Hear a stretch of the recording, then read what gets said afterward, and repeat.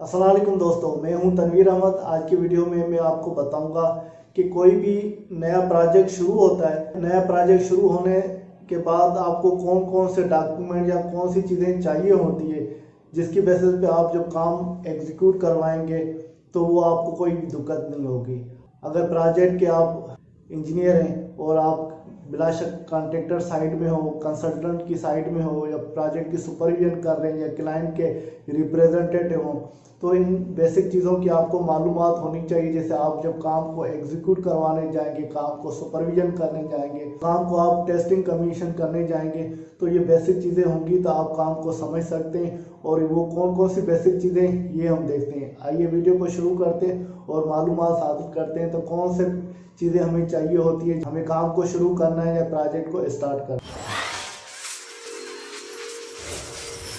दोस्तों, सपोज करते हैं कोई भी आपको एचवीएसी का काम मिला हुआ है, या फायर फाइटिंग का काम मिला हुआ है, या प्लम्बिंग का काम मिला हुआ है, इरिगेशन का काम मिला हुआ है, कोई भी बिल्डिंग की एमईपी सर्विस का आपको काम मिला हुआ है, तो आपको शुरू करने जा रहे हैं तो उसके लिए आपको सबसे पहले कंस्ट्रक्शन ड्राइंगें चाहिए होती हैं।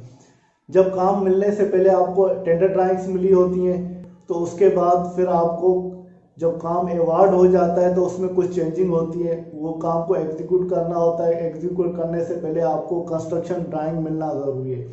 कंस्ट्रक्शन ड्राइंग वो डिज़ाइन जो कंसल्टेंट होता है वो देता है थ्रू क्लाइंट के ज़रिए। जब आपको कंस्ट्रक्शन ड्राइंग मिल जाती है तो कंस्ट्रक्शन ड्राइंग में कौन कौन सी ड्राइंगें होनी चाहिए, उसमें आपको प्लान लेआउट की ड्राइंग होनी चाहिए।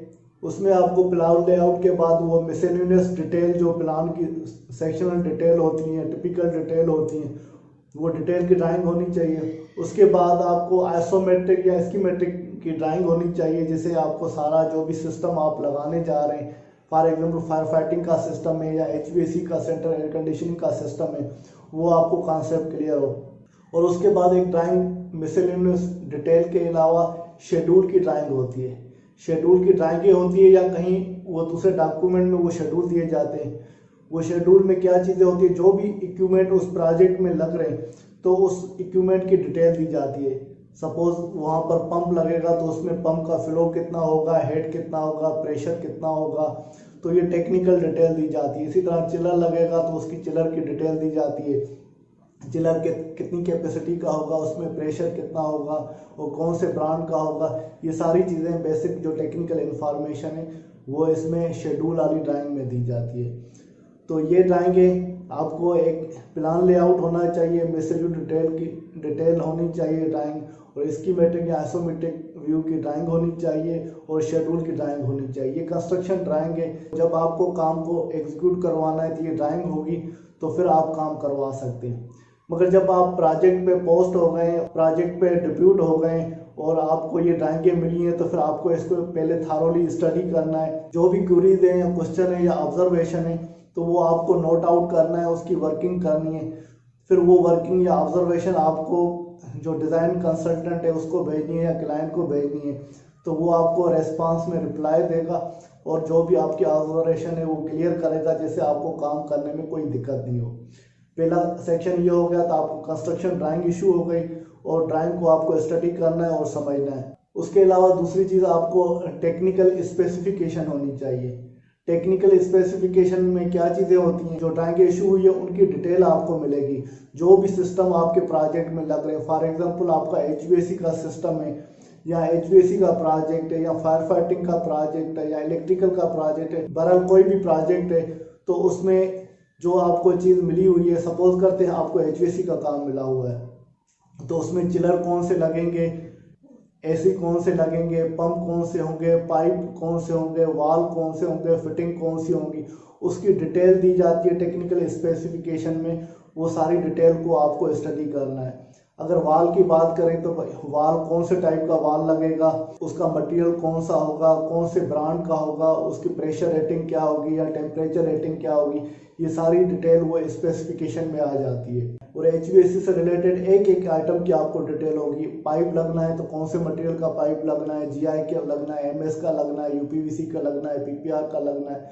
बहरहाल फिर वो उसमें तफसील आ जाती है, डिटेल। क्योंकि ड्राइंगों में तो आपको प्लान लेआउट होगा, उसमें सारी चीज़ें आपको नहीं मिलेगी। एक जस्ट लाइन शो की होगी, सिंगल लाइन या डबल लाइन, और उसमें लिखा होगा ये इतनी साइज़ का पाइप पे रिड्यूस हो रहा होगा, कहीं पे साइज़ उसकी इंक्रीज़ हो रही होगी, मगर कंप्लीट डिटेल नहीं होगी। तो ये स्पेसिफिकेशन में हमें कंप्लीट डिटेल मिल जाती है।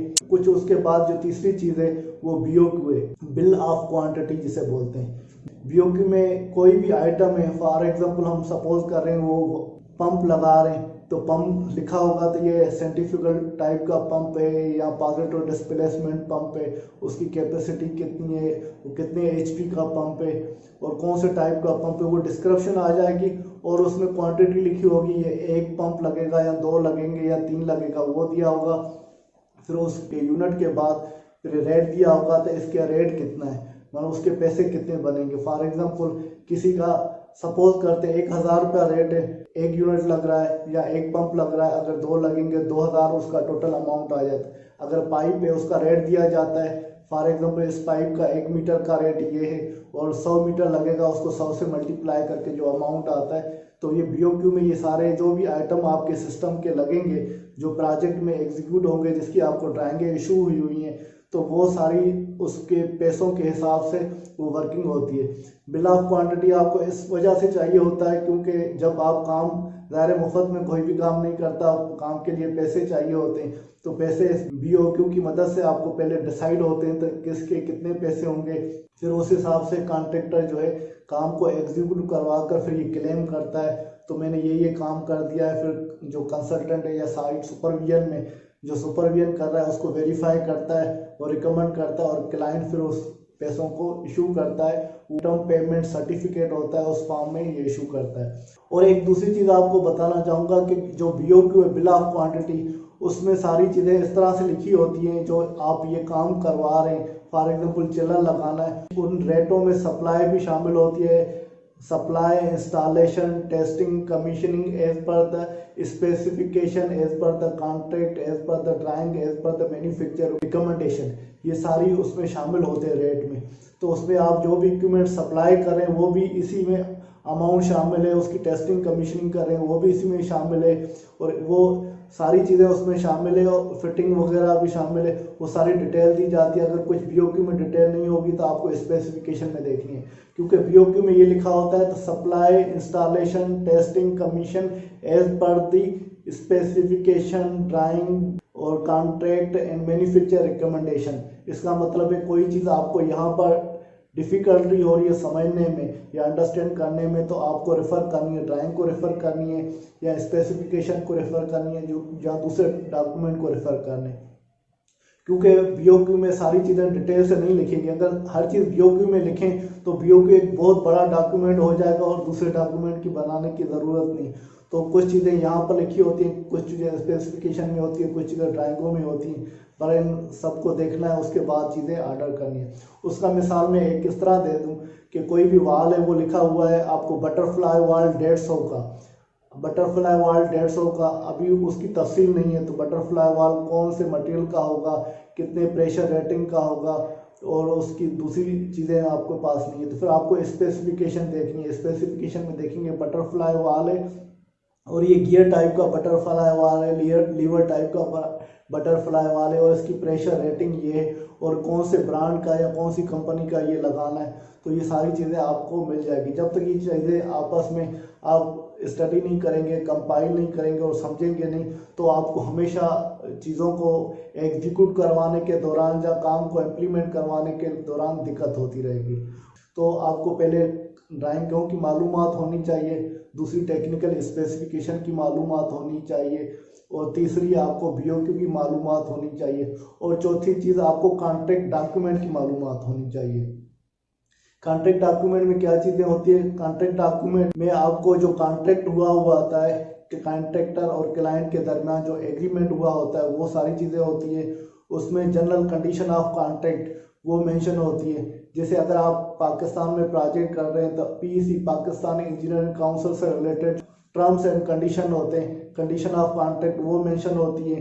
या इंटरनेशनल फिटिंग की जो टर्म्स कंडीशन होती है वो मेंशन होते हैं। मगर जिस प्रोजेक्ट पे आप पोस्ट हुए हैं जो आपको कंडीशन ऑफ कॉन्ट्रैक्ट होगा तो वो एक थोड़ी चेंजिंग मॉडिफिकेशन करके इशू होती है। पीईसी या फिटिंग उनको अपडेट करके जो साइट प्रोजेक्ट की कंडीशन के हिसाब से वो मेंशन होती है, तो उसमें स्टैंडर्ड के हिसाब से या जनरल कंडीशन के हिसाब से आप काम शुरू कर रहे हैं तो कौन सी चीज़ें आपको करनी है। काम जब चल रहा है तो उसमें कौन कौन से मसले होते हैं, सेफ्टी फॉलो करना है या टेकिंग ओवर सर्टिफिकेट लेना है या डिस्चार्ज होना है या कॉन्ट्रैक्टर काम सही नहीं कर रहा तो उस पर किस तरह उसको कम्युनिकेट करना है। बड़ा टर्म्स एंड कंडीशन क्लासेस होती हैं, जो स्टैंडर्ड क्लासेस होती हैं उसको फॉलो करना है वो इसमें मेंशन होती है।